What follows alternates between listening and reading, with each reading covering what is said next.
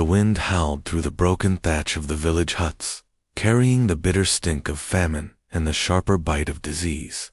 Alice pressed her back against the cold earth wall of her family's dwelling, clutching her knees to her chest as her mother lay beside her, too weak to rise. Her father's voice was gone now, his silence the only sign he had slipped away in the night. There were no priests left to bury the dead. The fields were barren, the wells were fouled. Only the crows thrived, black wings against a pale winter sky. When the hoofbeats came, they brought hope to the youngest children, who dared to believe bread might follow iron. Alice knew better. She had heard stories, whispered under the blankets, that the Duke's men were scouring the villages, taking grain, taking coin, taking sons for the levy, and daughters for what they pleased. She did not move as the first armored rider dismounted and stepped through the doorway. His eyes did not rest on her mother's wasted shape, but on Alice's pale hair, a color said to be touched by the saints. His gaze lingered too long. She felt her stomach twist with a cold dread she had no words for. Alice was dragged from the hut by her wrist, her mother's faint protests swept aside by a mailed hand. She stumbled through mud and half-frozen filth, past neighbors too hungry to lift their heads. She saw her father's body in the snow, half covered by a torn blanket. The rider shoved her toward a line of villagers roped at the waist, the captured and the condemned indistinguishable now. Alice looked once over her shoulder at her mother's hut, already swallowed by the gray dawn, and understood that no one would remember the girl who had lived there. When they reached the castle, the guards hesitated. Alice was thin, her feet blue, with cold, her clothes lice-ridden. But when the steward leaned close to the torchlight and saw the shape of her nose, her hair tangled like spun flax, he turned away without a word. She was scrubbed in freezing water until her skin split. They combed out the fleas, picked scabs from her scalp, clipped her nails, and forced stale bread between her teeth when she had no strength left to chew. On the third day, she was led barefoot into a hall lined with flickering candles. The tapestries were moth-eaten but grand, stitched with figures of ancestors kneeling before saints and kings. At the far end sat the Duke, a man with hollow cheeks and a gaze that slid past the living and settled somewhere just beyond them. He looked at Alice and flinched as if struck. One of his courtiers murmured a single name, Isolde, and the old man's hands trembled. They stripped Alice of her rags and dressed her in a fine gown that smelled of lavender and mildew. A gold comb pulled her hair into careful braids.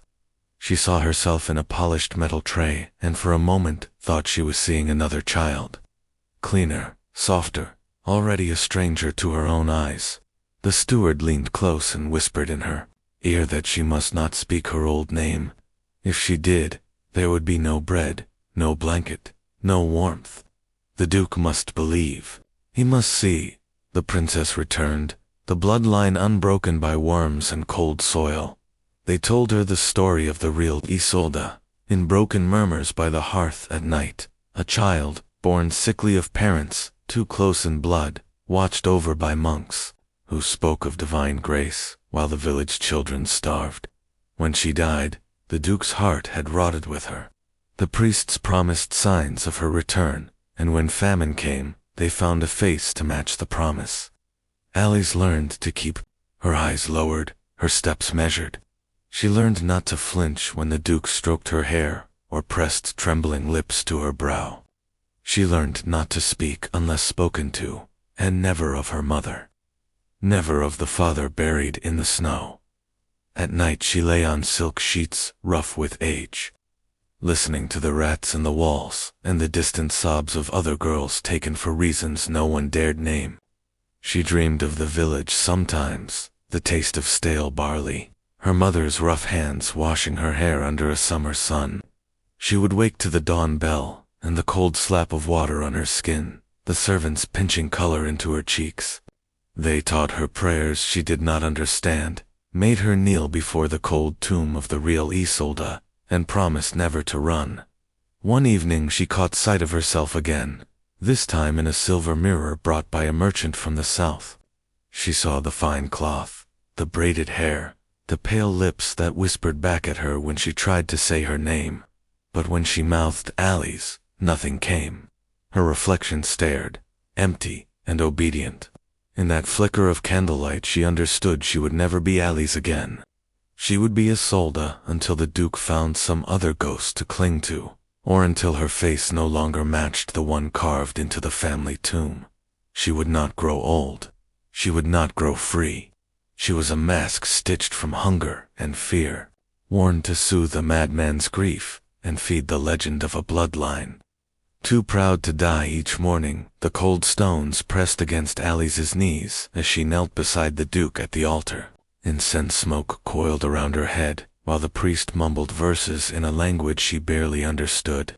Her hair had to be pinned just so, her lips colored with crushed berries, so she looked alive enough to pass as the saintly child reborn. If she yawned or shivered, a maid would twist her ear behind the tapestry where the priests could not see. The castle breathed misery through its cracks. Servants dragged buckets of waste through the corridors because the latrines were clogged. From weeks of neglect, rats scurried through the rushes at her feet when she sat to eat her thin broth. She was never fed enough to grow round-faced like the true princess had been in portraits.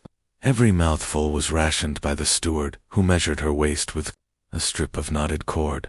If her cheeks hollowed too much, they pinched them red and said prayers over her.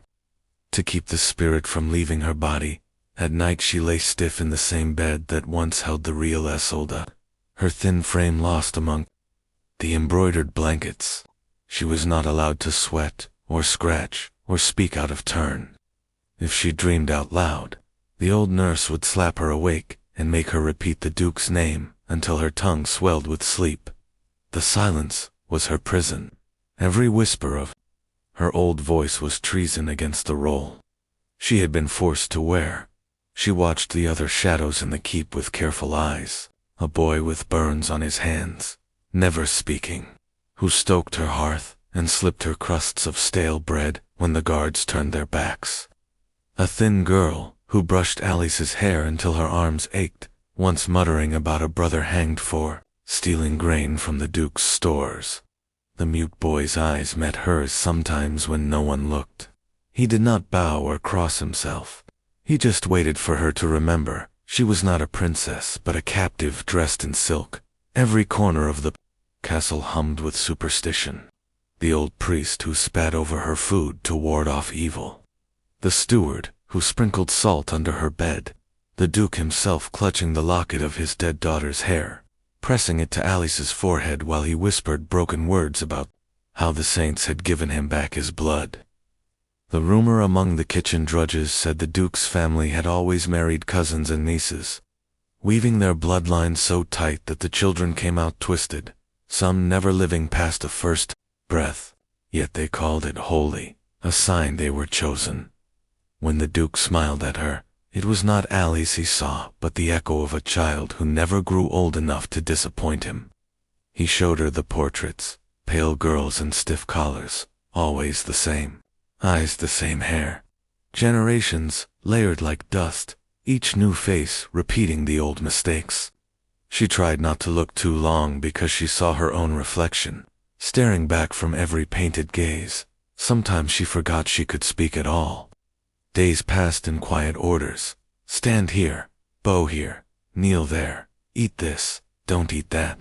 Once, when a visiting noble bowed too low before her, the Duke struck him in the mouth, screaming that no man must soil her presence with his peasant breath. She wondered if the noble knew he had bowed to a lie. She wondered if he cared, so long as his land stayed safe from the Duke's hunger for more taxes and more sons to fight in his name. Disease crept along the stone passages. Servants disappeared overnight, replaced by others who came with sunken eyes and trembling hands. The nurse bled from the gums, but still forced Alice's hair into curls each morning. She heard rumors in passing, a cough in the south, black lumps under the arms, whole villages dead. The priests said it was punishment for impurity among the peasants. Here inside the keep, they said, the pure blood would keep them safe. 1. dawn, she woke to the smell of burning oil and realized the boy with the burns had been locked away for stealing a scrap of salted fish meant for the Duke's hounds. She asked where he had gone, but the nurse cuffed her ear and told her not to speak of filth in the presence of holy blood. That night she found a scrap of ash in the hearth that looked like the heel of a small hand. She wrapped it in a rag and hid it under her mattress where no priest's salt could reach. When she prayed, she did not mouth the words given to her by the priests. She prayed for the boy's soul, for her mother's empty bed back home, for a sharp blade or a sickness quick enough to set her free. She prayed that the Duke's line would crack like ice under spring thaw, that no more children would be born only to become shadows wearing the faces of the dead. Each morning she rose from her prayers and donned the same silk gown, the same braided hair. She smiled when commanded, dipped her head when praised. She learned the taste of her own silence and swallowed it like sour wine. The first sign of the rot came not in the walls or the food, but in the old Duke's eyes. He began to stare through alleys rather than at her, his fingers drumming the arms of his chair when she spoke the words she'd been taught. His courtiers whispered behind tapestries, glancing at her hair as if measuring how much gold was left in the illusion. They noticed her cheekbones sharpening, the hollows under her eyes that no rouge could hide.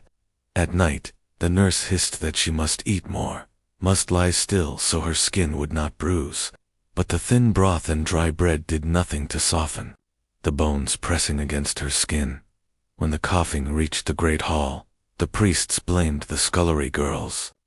Servants vanished one by one, some locked in cellars to pray for forgiveness, others dragged outside and left for the crows. The rumor slid through the damp corridors that the sickness spared only the pure, yet Alice heard the wet rasp in the steward's chest, the tremor in the nurse's hands as she folded the same gown each morning. She learned to hide her own cough in the sleeves of fine linen. If they suspected her lungs were rotting, she would be nothing but another corpse hauled to the lime pits beyond the gates. The Duke's nights grew darker. He summoned her to sit beside his bed while priests chanted for protection against the pestilence. He wept when he touched her hair, cursing the heaven that had stolen his true Isolde. One night, he pressed his lips to her wrist and murmured that he knew the blood would fail him again, that the saints were testing him for sins unnamed. When she flinched at his breath on her skin, he struck her across the cheek and called her a demon sent to mock him. She tasted blood and dared not wipe it away until he slept. The bruises were painted over with tinted powders, the priest told her to confess whatever sin had made her displease her protector. She said nothing, only stared at the flagstones where a dead mouse lay crushed under a boot heel. She wondered if the mouse had lived longer than she would. In the kitchens, whispers rose with the smoke. Some said the Duke planned to marry her to a cousin still living far away, to bind the line tighter, to force her womb to prove the blood was pure. Others said he meant to send her to the convent if she kept fading. Lock her behind stone in prayer so no one would see how the saint's face had turned to skin and bone. The servants eyed her belly as if looking for signs that might never come. She learned to fold her arms over her stomach when she passed them, ashamed of a lie she could never fulfill. One evening the steward found her by the chapel door, retching into her hands. He hissed that she would bring ruin if she were found sick. He dragged her by the arm through hidden passages, down into the damp belly of the keep where the stones wept green moisture. He forced her to kneel before a tiny icon of the Virgin, pressing her forehead to cold iron until her skin burned. He muttered prayers and threats in the same breath. She must repent for weakness, must purge the plague from her flesh through devotion. She bit her tongue until the copper taste filled her mouth, nodding at every word though her mind drifted far from the candlelit cell. When they brought her back above ground, the Duke waited, gaunt and furious. His eyes flickered from her to the steward, his voice low and shaking as he demanded to know what sin she had confessed. She said only that she dreamed of fields and fresh water and bread baked by her mother's hands. He struck her again, this time with the back of his ringed fist, and declared she must be cleansed of peasant filth. She did not weep. The tears belonged to the name she had lost. They locked her in a narrow room near the tower's top, where wind moaned through the gaps in the shutters. No fire was lit. A basin of water and stale bread sat by the door. She was told to pray until the Duke called for her, or until the saints forgave her soul. She counted the cracks in the wall until her lips cracked too. She traced her finger through the frost on the sill and wrote her old name there, one letter at a time, watching each melt back into nothing. The days blurred. She dreamed of her mother's voice, but woke to the drone of monks outside the door, chanting for mercy on a soul they no longer bothered to name aloud. Her hair tangled and fell in strands. Her skin split in places where the bones pressed too hard. Once she heard the nurse outside arguing with the steward about whether to bring her fresh food. The answer was always no. Better she waste away, unseen, than remind the Duke that time rots all flesh. Pure or not. In the dark, she found herself whispering the mute boy's name, though she had never known it. She wondered if he had found peace in the ashes, or if he too still wandered the corridors, faceless and silent. She pressed her palm against the cold stone and tried to feel the heartbeat of the castle. Nothing answered. The winter sun never reached her high cell. The frost stayed trapped in the stones, biting through her skin, no matter how tightly she wrapped the thin blanket around her shoulders. Sometimes she pressed her ear to the wooden door, listening for footsteps, for prayers, for any word that her time as a ghost might end. But the silence grew heavier each day, broken only by the soft scrape of mice nesting in the rushes she slept on. When the door finally opened, it was not the Duke who came, but two young guards she had never seen before. Their armor was mismatched, dented from old wars. They did not look her in the eyes as they pulled her to her feet. Her legs failed at first, thin as reeds. They held her up by her elbows, careful not to touch her too much, as if disease clung to her skin like a curse waiting to jump free. No one spoke as they led her down the winding stairs. Each turn of the spiral made her vision swim. Her feet stumbled on the stones polished smooth by centuries of others who had climbed them, hoping for mercy they would never find. She saw no sign of the steward, no glimpse of the priest who had pressed salt into her sheets and sworn she was holy. The faces she passed in the lower halls were strangers, new servants brought to replace the dead, new guards whose loyalty was bought with coin and fear. None knew her real name. None cared. They brought her to the courtyard where the wind cut like knives. Smoke drifted from a pit dug behind the stables, the air thick with the stink of burning hair and spoiled meat. She did not need to be told what the pit was for. Others lay stacked beside it, under soiled blankets. Some still wore the livery of the Duke's household. One blanket twitched once before it went still again. The guards exchanged a glance when she coughed. One made the sign of the cross on his chest, lips moving around a prayer she could not hear. They did not say if the Duke still lived. They did not say if he had given the order himself, or if he lay rotting in his own silks, breath rattling in his chest like dry beans in a jar. The guards looked young enough to believe in saints, but old enough to know no saint would come. They did not throw her on the pile. They handed her to a monk waiting by the gates. His robes were patched with so many colors, she thought of her mother's old quilt back in the village. He smelled of smoke and cold sweat. He did not touch her either, only turned away and motioned for her to follow. She forced her feet to move. The guards closed the gates behind them without a word. The monk told her there was a cart waiting beyond the orchard. He said she would be taken to the convent by the river, where the nuns would tend her soul and keep her quiet. He did not look at her when he said it. The wheels of the cart shuddered over frozen ruts. She felt every jolt in her ribs. She did not ask where the convent was. She did not ask if she would be buried in the same earth as her mother, or left behind convent walls to rot in her own prayers. She watched the trees pass, bare branches clawing at the sky. She remembered stories the kitchen girls used to tell, of nuns who scrubbed the skin from sinners' backs with rough stones to cleanse them of wicked thoughts.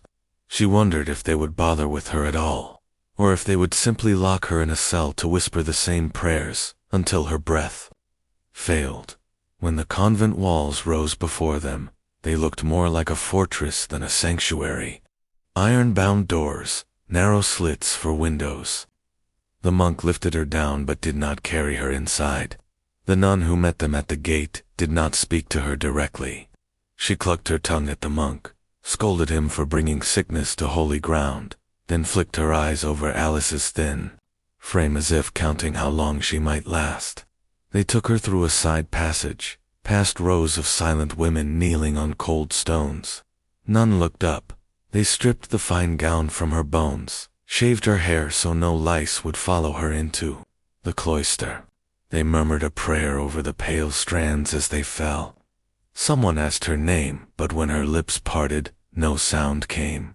The nun wrote Isolde on a scrap of parchment and tied it to her wrist. She wanted to tear it off, to speak her real name, just once, but the words stuck like thorns in her throat, in the small stone cell they gave her. She pressed her palm to the wall and listened.